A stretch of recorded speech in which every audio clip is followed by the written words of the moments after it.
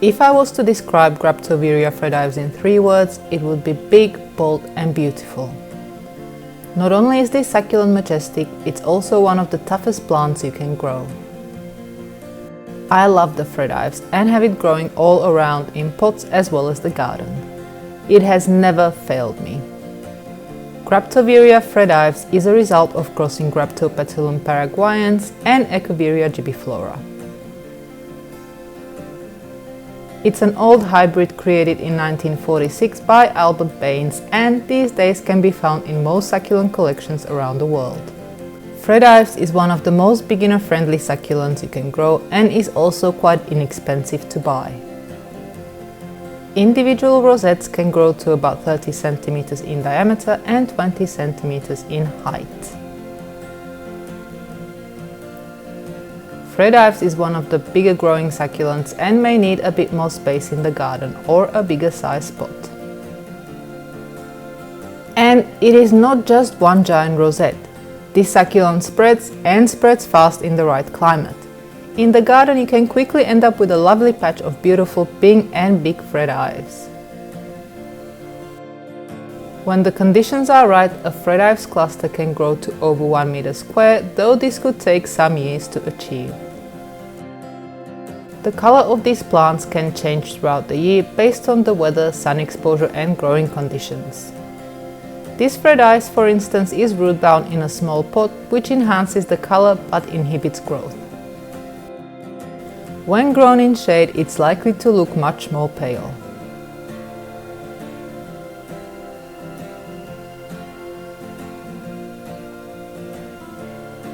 Outdoors, Fred Ives will grow pretty much everywhere, however, the best results are achieved in spots with at least 5 hours of sun. In shaded areas, this succulent is likely to grow very pale, not compact, and will be more susceptible to fungal disease. But as in this case, they'll still grow and look well. Fred Ives is not suitable for growing indoors long term. In the garden, it's best to grow any succulent on a slope or raised bed so they don't rot after a lot of rain due to stagnant water. Fred Ives is a rapidly growing plant, so if you have them in pots, they may need repotting once root bound. They'll grow best and biggest in larger pots, though it is possible to have them confined in small pots. This way they won't grow as much.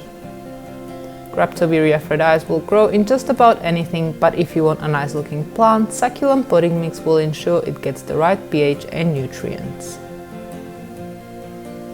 When planting in the garden, it's best to break up the soil, adding any type of potting mix. By doing this, you loosen up the soil, which will allow for the roots to spread easily, and this in turn will help the Fred Ives grow better. Unlike some other succulents, Fred Ives will tolerate overwatering, rain and humidity well. It's also drought tolerant and will go without water for long periods.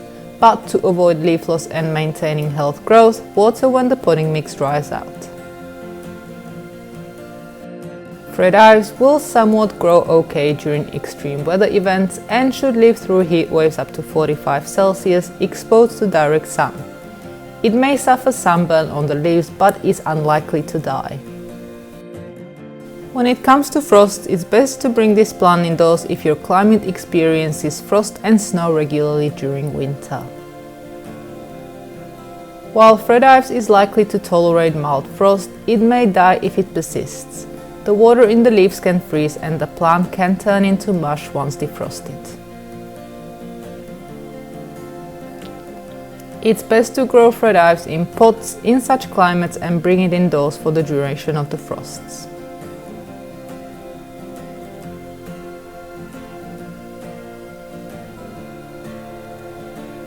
Fred Ives propagates from leaves, cuttings, seed and bulbil.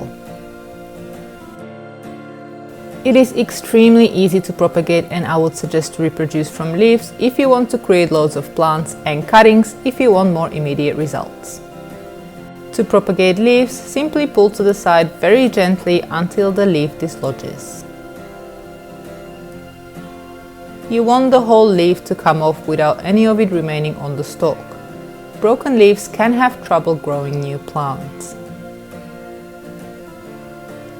Look how big this leaf is. Because of its size, it is likely to pop out a nice big leaf baby. However, small leaves will reproduce well too. The leaf can go straight on top of potting mix or soil and will start growing in about 2 to 3 weeks. I'm just going to leave this guy here. Leaves can also be left in a dry, shaded but bright spot until leaf babies and roots appear. If you're new to propagating succulent leaves, Fred Ives is the perfect plant to practice on as the leaves have over 90% success rate. Here I've got some 3-month-old leaf babies. They're looking pretty good and ready to be repotted into a bigger pot or the garden. Any propagation should be done during the growing season. With leaves, I usually start in spring and pull my last leaves mid-summer so the plants get a chance to establish before winter hits. To get bigger plants faster, cuttings are very easy to grow as well. Simply chop off a bit with clean scissors. Big as well as small rosettes like these can easily be propagated. Before planting, leave the cutting in a dry spot for a minimum of 24 hours so the wound created by the separation has a chance to heal. This should prevent disease getting in. When the wound has dried up, the cutting can be planted straight in the garden or in pots. To anchor it in, create a small hole and simply pop in. Cuttings can be propagated from spring to early autumn, though if you live in a cooler climate, I'd recommend to end any propagating in midsummer.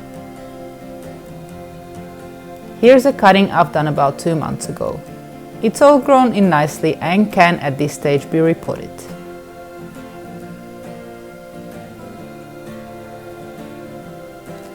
Now this is really cool.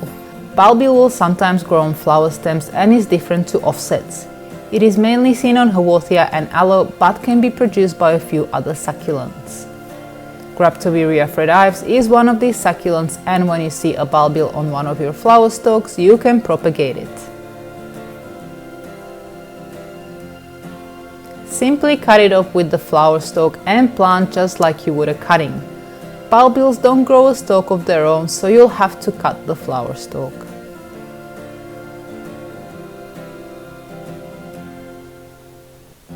Unfortunately, Fred Ives is susceptible to quite a range of pests. Aphids, mealybugs, snails, slugs, grasshoppers and caterpillars all find this succulent very tasty. Aphids will be most prevalent during flowering time and will almost certainly appear on flowers as well as the leaves. Regular inspections and treating any pests immediately is a must with Fred Ives.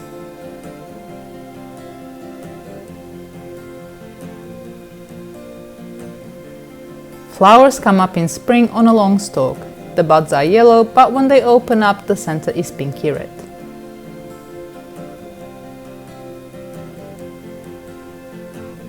Graptoveria Fred Ives or any of its other forms like this gorgeous crest are not dangerous or toxic to humans or other animals. However, I would not recommend snacking on this plant even if it does look very yum. And that's it for today. If you have anything to add to this video or would like to ask a question, you can leave a comment below. To learn more about succulents, hit the subscribe button or go to our website succulentgrowingtips.com. My nursery Fern Farm plants also grows Graptoveria Fred Ives, so if you'd like to buy some and live in Australia, you can go to fernfarmplants.com.au. Thank you very much for watching.